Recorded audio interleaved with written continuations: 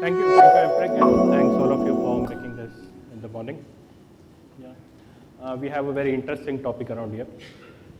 We have just started around, I think AI must be around 1950 or something, 1950 or maybe previous, a bit previous to that, basically. So recently I was Googling and saw that an OTT platform claimed that 80% of the content what they show is basically watched by people. So people watch, so it's a huge influence, 80% is a very big number. When you go in numbers, so it does have a capacity or the strength to influence someone or influence people in the mass. So when a big action like this sometimes comes in, then we start thinking around what are the measures around it. Are there any ethical boundaries in it? Are there biasness in it? How are we addressing it? It may not be too soon right now to look at it, but our topic on this panel is around it.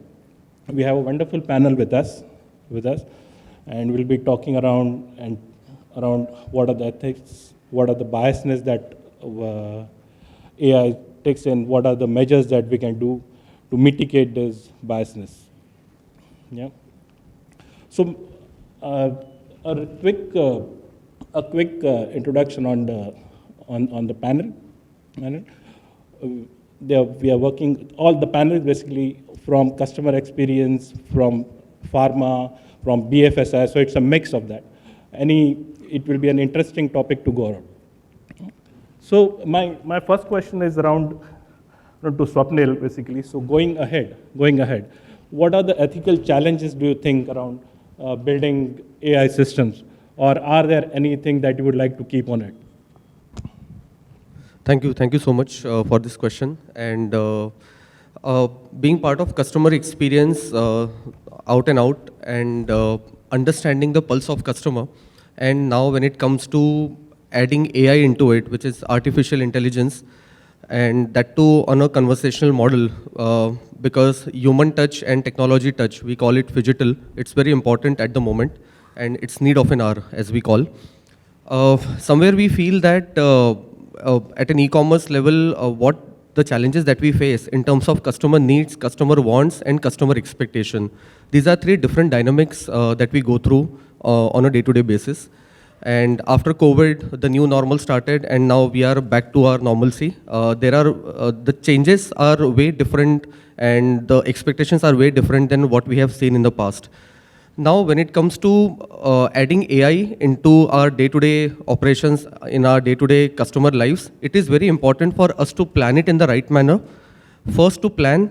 Second, to execute. And third is to make a decision on the execution. We should keep customer in center of each and every step of our decision making, irrespective of what is being expected out of customer. We should not think from one side whether customer would need that and let me serve that to the customer, rather than understanding what customer need is basis the data input, customer persona. We should spend a lot of time on that rather than just planning to plug and play any artificial intelligent model, which will help us bringing a lot of efficiency in our system. So somewhere spending time, energy, right set of information gathering, it is very important for us to spend time there. And then we go to the next level as to where exactly we should plan that particular artificial intelligent conversational AI channel. What is the right channel for me? Whether I should put it on interactive IVR, whether I should put it on my service chat model, whether I should put it on my complaint management channel, or whether I should put it on my app, which will help me deal with more customers with high level of efficiency, irrespective of the time and day or night. Third point is very important, where we all would like to deliver everything in a fast and frugal manner, as we keep on discussing across the board. As and when we try to onboard anything, we say it is to be delivered as early as yesterday. But the matter of fact is, we try to miss on something where if we don't spend time on understanding the product, understanding customers' need, we will not be able to get the right set of outcome from customer. And that may go very wrong when it comes to understanding customer and customer pulse. Customers ask is X and I end up answering Y. I mean, that will create a lot of discomfort in the way the journeys are being managed. Fourth very important point that we feel is it is very important to build a culture in the organization. What culture means to us, it is slightly a softer aspect of what the technology means and what human intervention means to us. Uh, Culture makes a lot of difference where all the departments work together against that one task of delivering the goal. It can't be always, if it is more to do with conversational AI, it is to be dealt by tech and product team and to be delivered. At the end, it is to be delivered for the customer and by the customer. By the customer means our internal customers who are dealing with it and the end consumer who we are approaching at the end.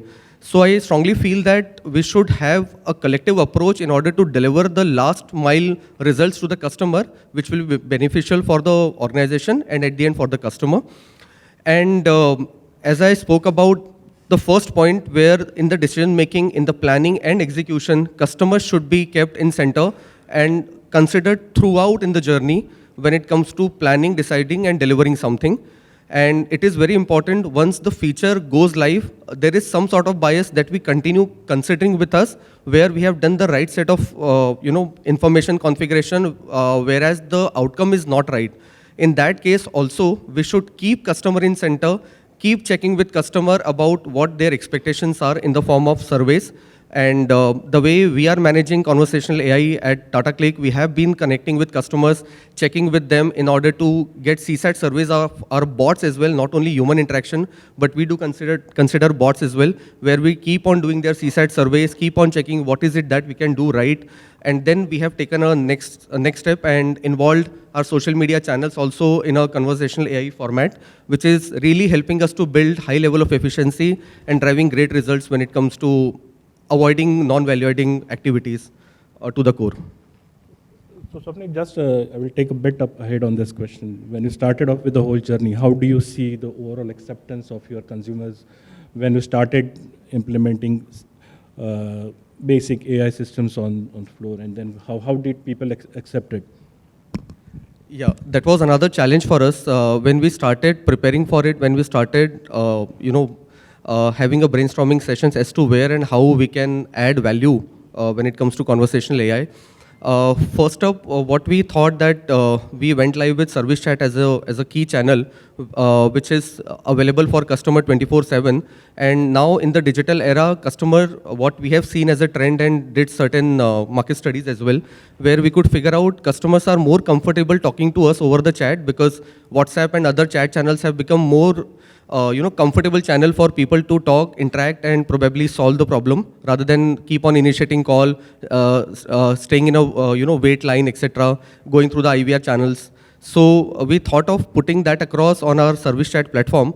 And what we did, one of the biggest thought process that we had is when we are launching a new business use case, let's say replacement that we went live with, we thought that is the right time to approach this service chat channel there so that we can see whether customers are willing to seek their inputs on that replacement related problem statement that they have when they have asked for a replacement of the product, and if they're ready to interact with us on the service chat bot channel.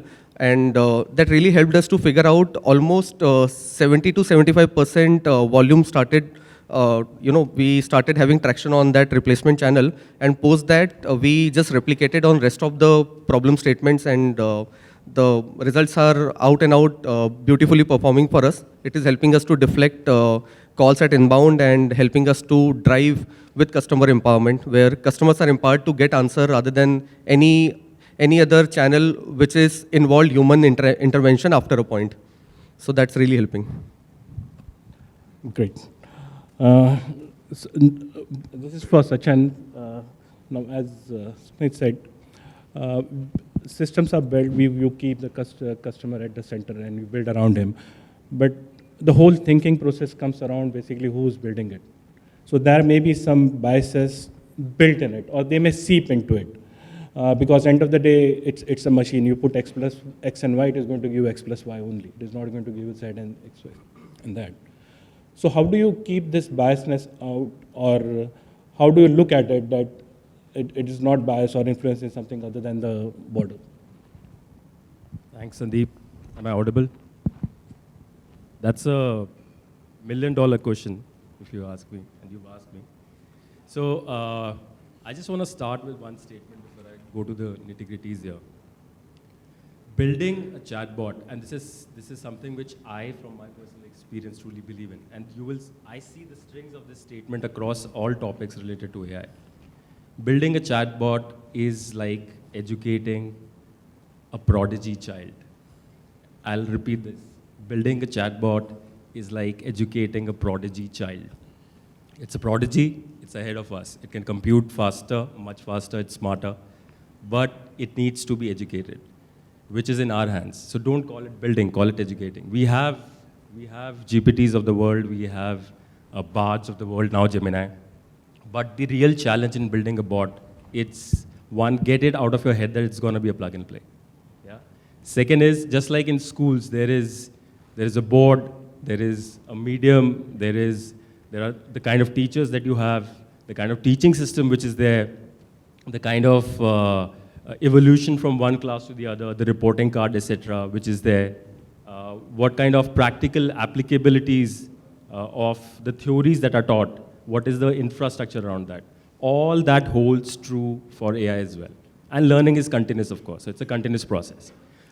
So that's why I keep saying that it's a child, it's a prodigy child which needs to be educated. And it works very well as an analogy. Now, having said that, whatever we do as humans, there is a scope of human biases, right? 100%. There is a scope. You can't deny. So we're building something, there will be a scope for biases in the chatbot as well. The question and the task for all of us as CX leads here is, how do we mitigate and nullify these biases? We cannot make it zero. Let's be honest to each other.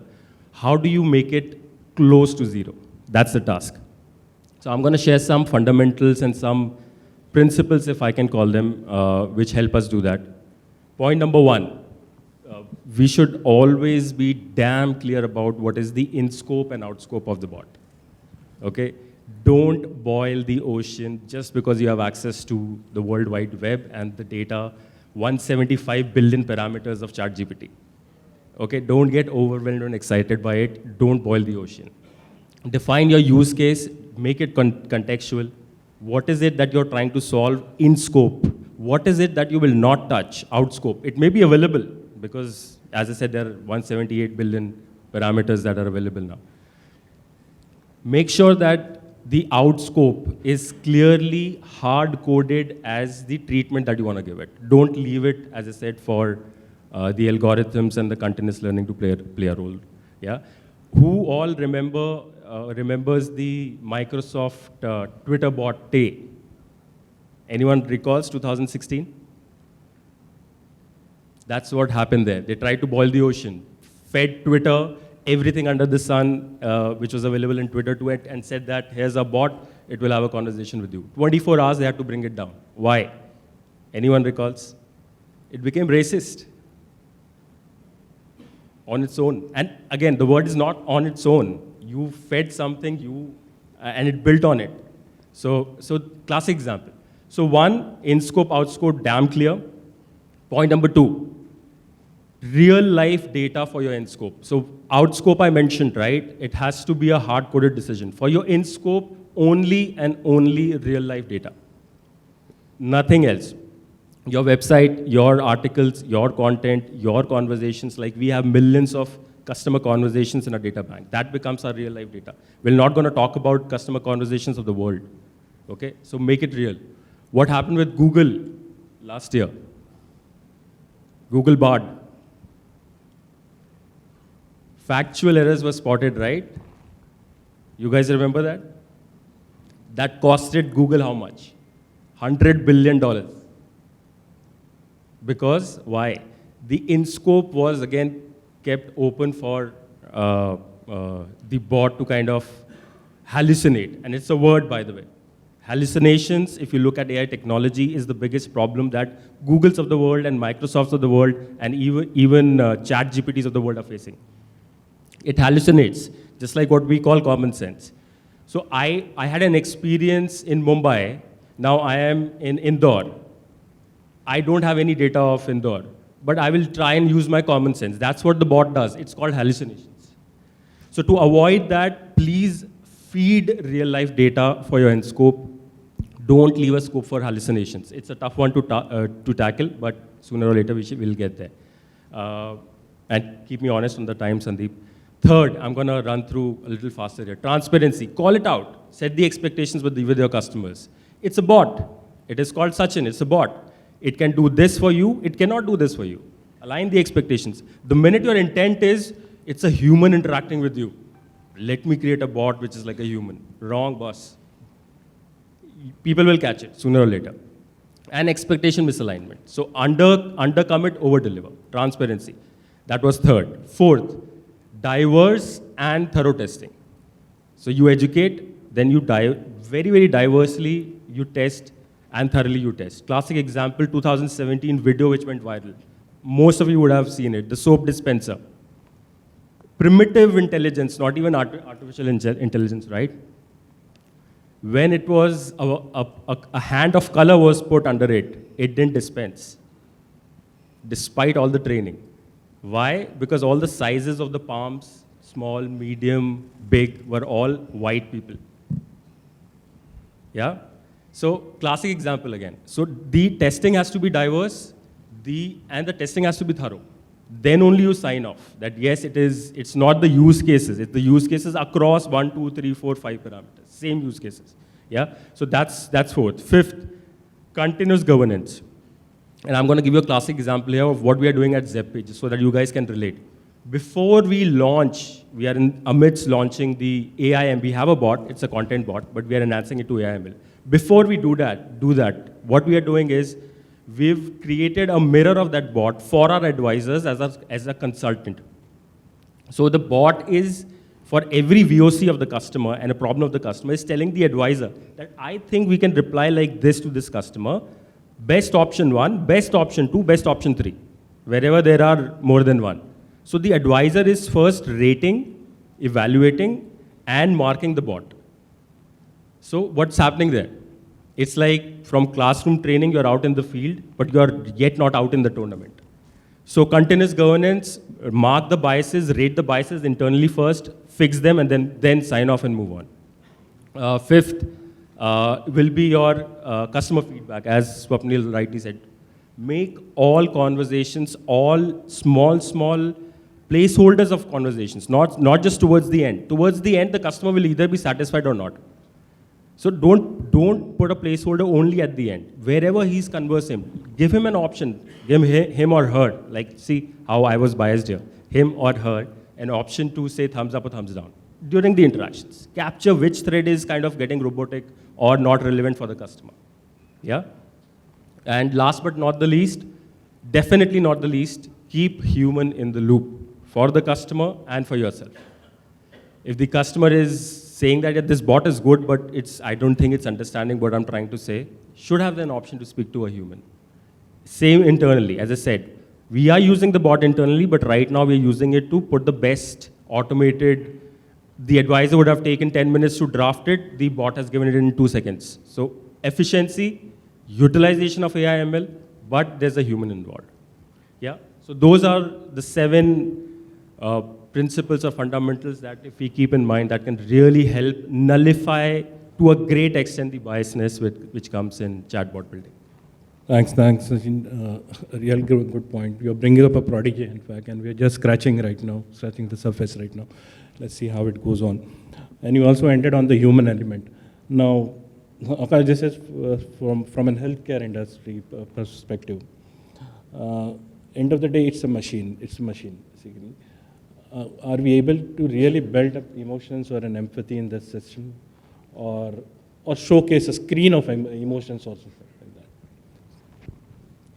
Right, I think very interesting question, and we saw some great examples of how things can go wrong with AI, right? So I think we started off with what is the outcome of implementing a conversational AI-based chatbot. We saw how to implement and go about putting, let's say, the guide rails in place.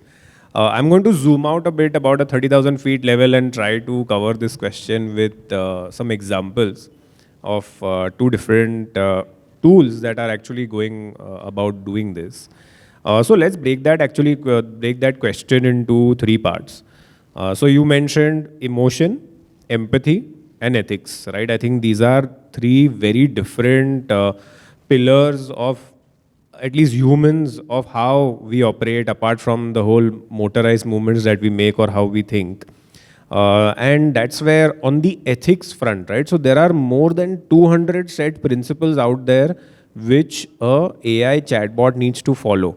And I think some of them you guys already know. It's to do with lawfulness, being open, being fair, being empathetic, and the list goes on and on. And I think Sachin already covered a bit of that. The second is on the emotions, right? So what do we today define as emotion is what we feel as humans, what we feel, how we react, and as a human, we change our behavior not because there is new information, is because we feel differently about that new information. It's the emotional angle that makes us change our behavior. And lastly, the empathy part, where empathy doesn't mean you need to feel something yourself. It actually means you need to understand what the opposite person is feeling from his or her frame of reference, right? So I think that's where these three things are firstly very, very distinct, and we need to take into consideration that. Lot of articles and podcasts have spoken about emotional AI. What they are actually trying to say is we need empathetic AI. We need AI to understand what my customer is feeling and why is he feeling that way. And I think that's the principle with which I think moving forward we'll start building. We'll see more and more chatbots try to understand the customer from the tone they are using, the text they are using, how fast they are replying, and that will help the AI chatbot understand that, okay, is this customer frustrated or is this customer okay with what I'm answering, right? So this is one step beyond what we are already sort of seeing in the market out there.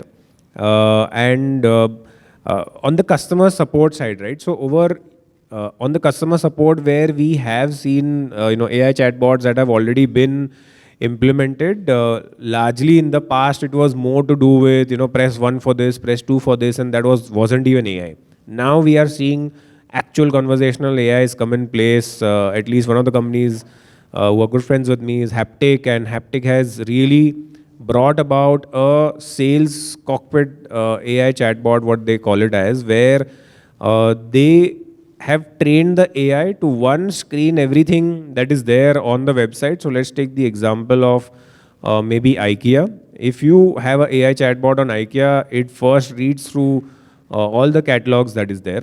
And then when the customer is coming to purchase, it's actually throwing recommendation. The customer just needs to type, I'm looking out for a table with 4 legs and which is dark brown in color.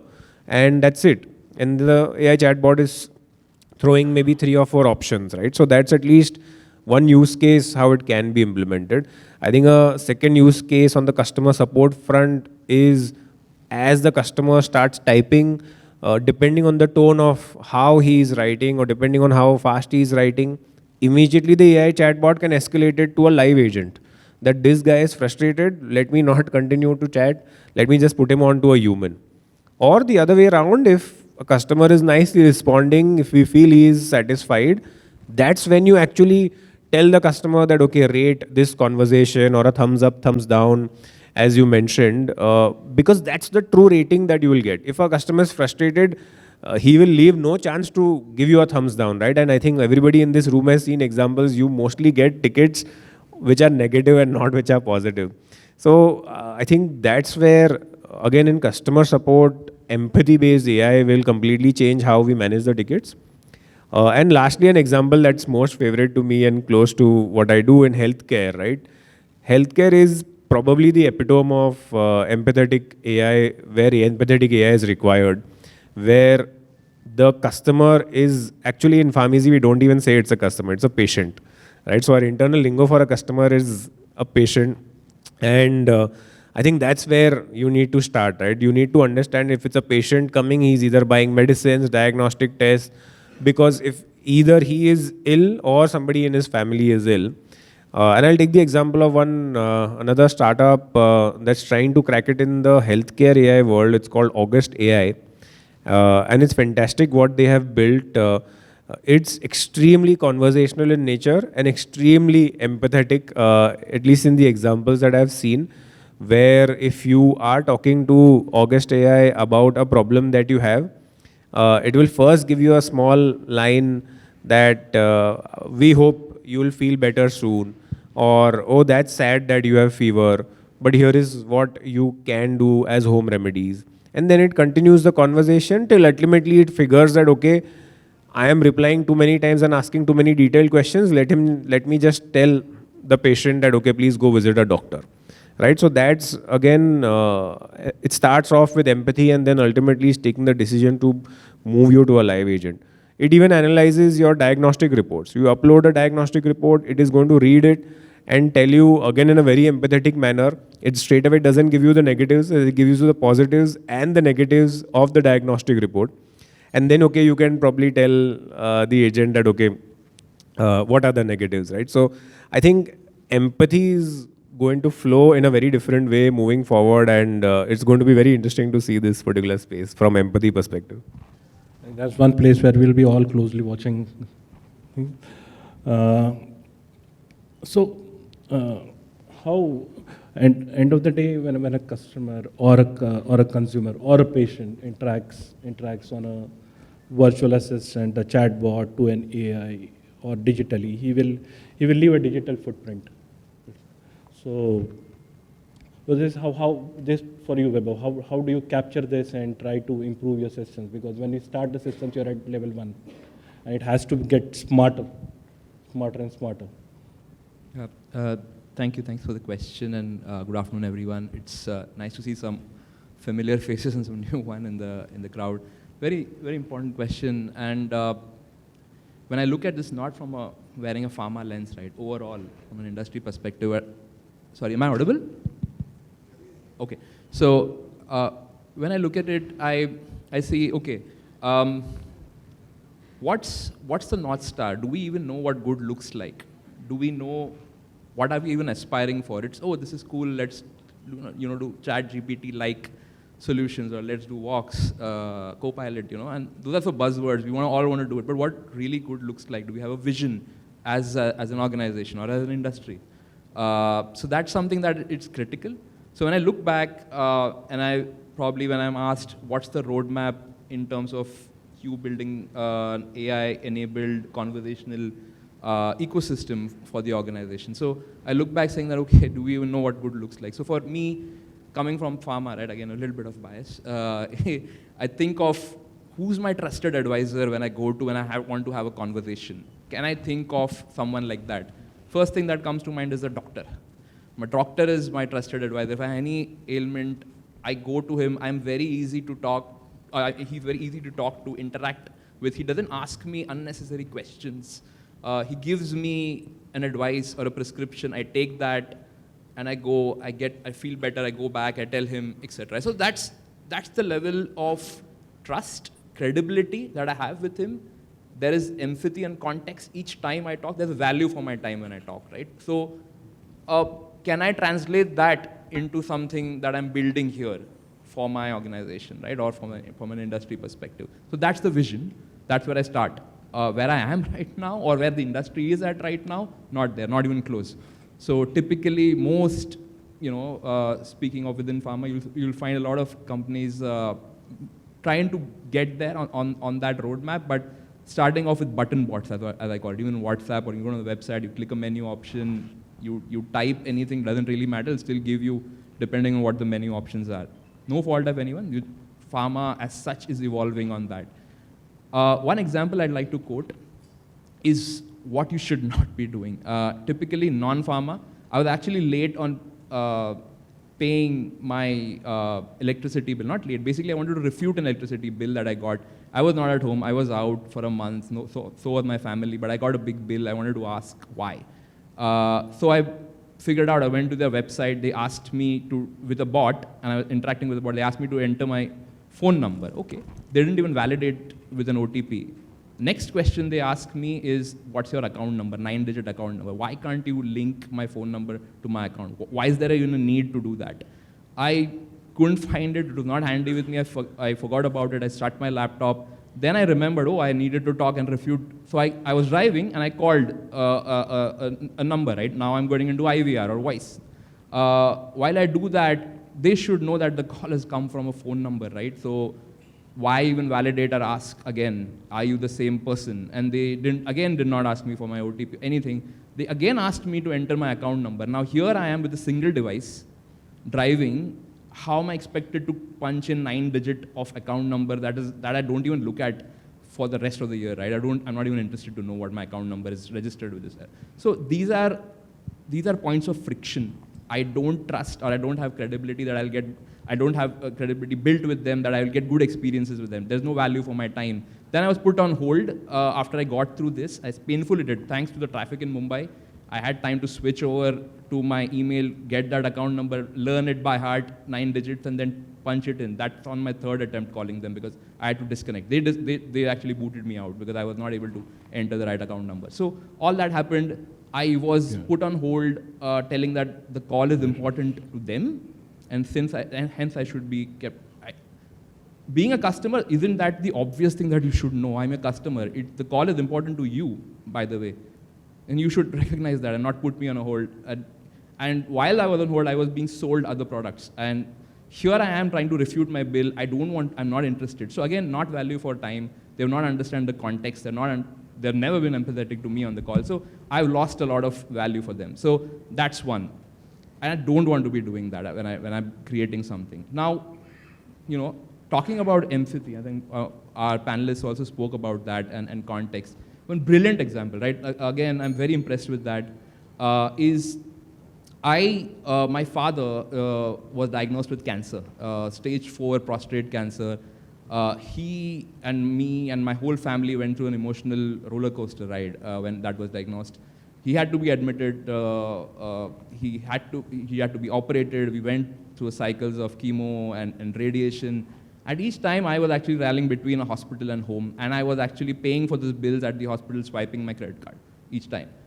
2 months down the line, things have been stable. I missed on paying my credit card bills on time. It's a big bill. Now I've got a penalty.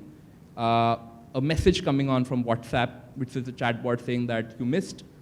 We had kind of got in touch with you through my phone or through WhatsApp. You kind of ignored those messages. Here's a penalty now. The number looks really scary and big because it's a big number when you're treating for cancer. I immediately am kind of wanting to kind of get a waiver, right? Can I, on any health grounds, can I get a waiver? That's on my mind, right?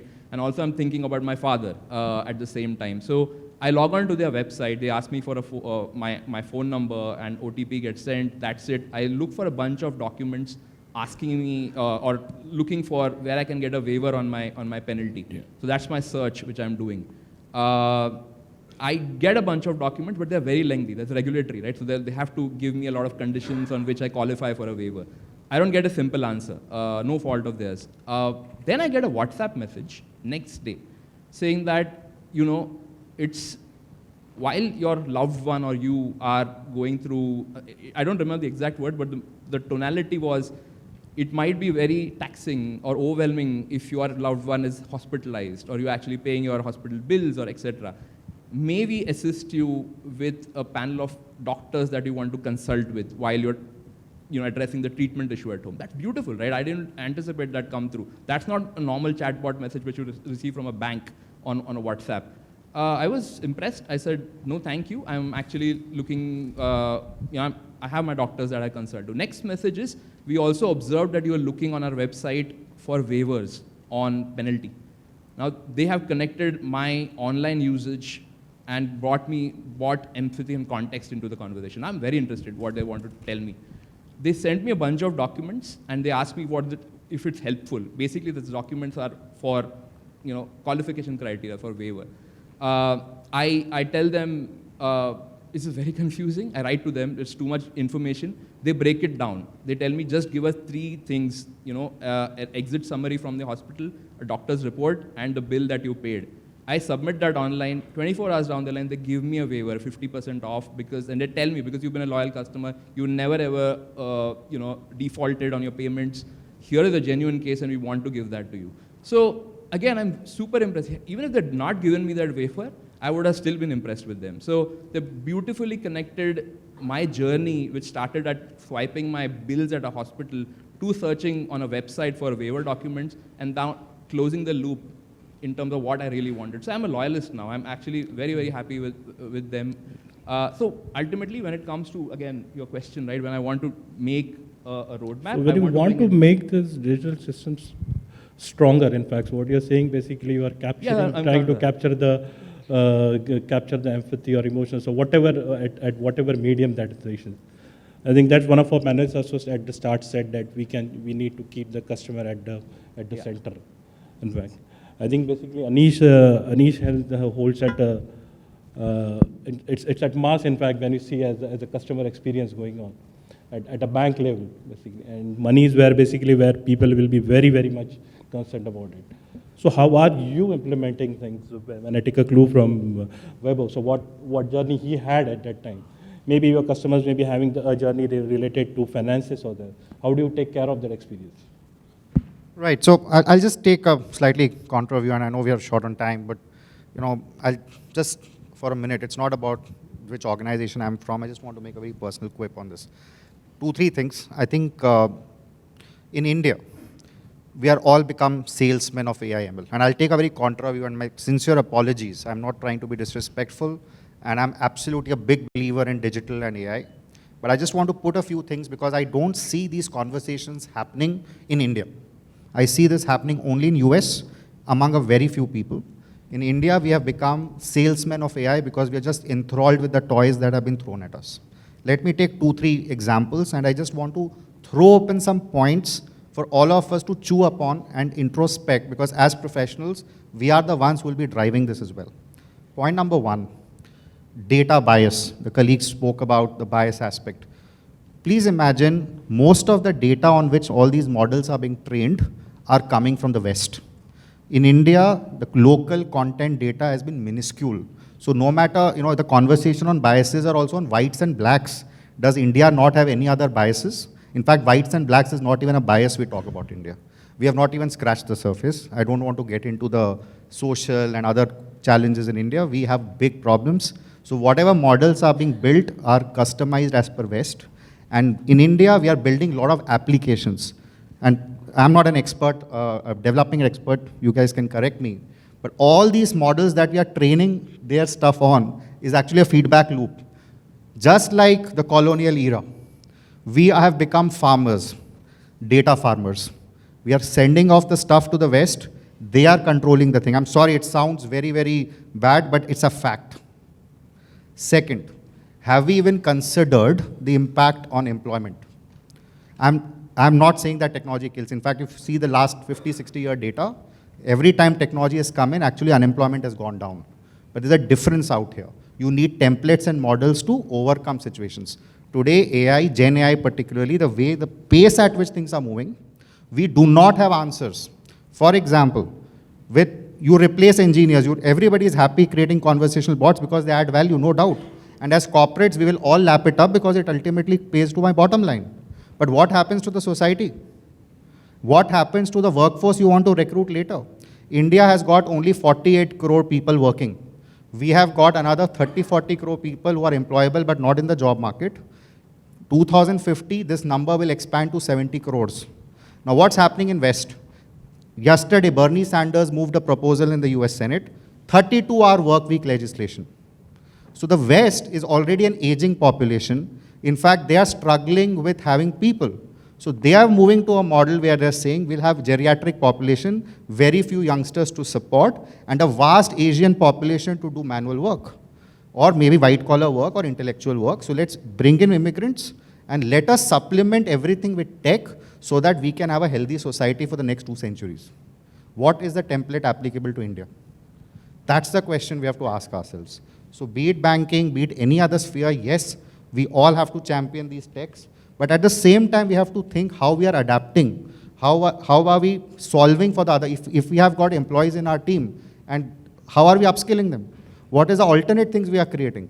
Because if we don't think of the repercussions that will happen, so it's not, empathy is not just about the model, and I keep talking about human-centered design, the empathy also has to be about the system that we are creating. You can't create any AI system in isolation to its social repercussions, and a corporate organization is a social entity at the end of the day. Our customers are social, our employees are social, our shareholders are social. I think these conversations need to happen, and the only reason I'm bringing this point out is it pains me that we have all lapped onto this bandwagon without really having these conversations. So my urgent appeal to all is that let's also think about these when we are building, because we are capable of building great products which will see, change humanity for the next 2 centuries. Let's create our indigenous concept of AI frameworks and not just try to build solutions on top of it. Thank you. Bang on Anish. In fact, just not build on systems, and so also look at the bigger picture. What changes we can make for the societal good. So, And sorry, thanks, before we end, we just exceeded a bit of the time. In fact, if any questions you would like to have, we would love to take it. And extremely sorry on the time bit. There's so much about the misuse part as well, which we can talk about, which we didn't touch here, but we all know about deepfakes. Something very close to the heart of But all the panelists that we spoke. Yeah, but any questions, please, more than welcome.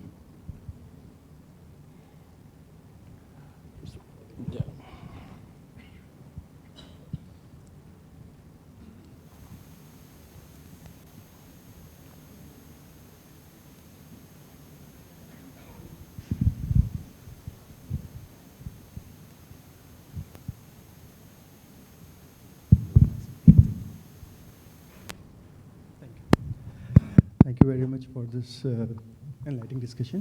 I think one thing which we could get from the session was that the ill effects of the generative AI in the upcoming days is going to be very crucial for what we are doing and how we are using it.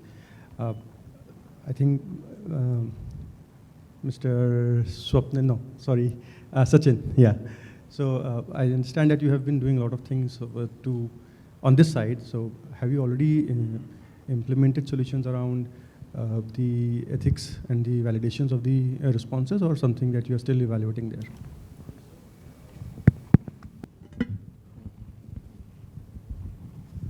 So we face this challenge a lot, all of us do, but especially, I mean, I'm in the crypto exchange sector, right? And I can tell you that so far we've brought down about more than 10 websites faking us, 60 plus handles faking us on Twitters and on Instas. Telegram is, I don't even want to talk about, because it's so easy to create Telegram channels. And what they do is they'll replicate the same name. So how do you handle fake misuse from an ethical perspective will always be a challenge. The foundation for that has to be education, one, like Anish mentioned, right? One of the big differences between us and the West still is the tech education. We are adopting technology very fast. The street side vendor today knows a UPI, right? He has a QR code.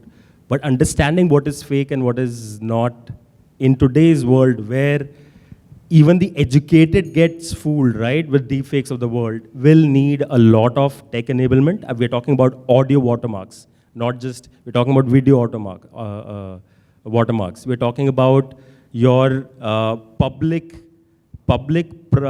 crypto key for every individual, so that when you interact, that key has to be triggered to say that, sorry, what's your name, brother? My name is Div. Div. So I know that this is the public key and I'm talking to Div. It's not a deep fake. So all these evolutions of tech, it's AI policing AI.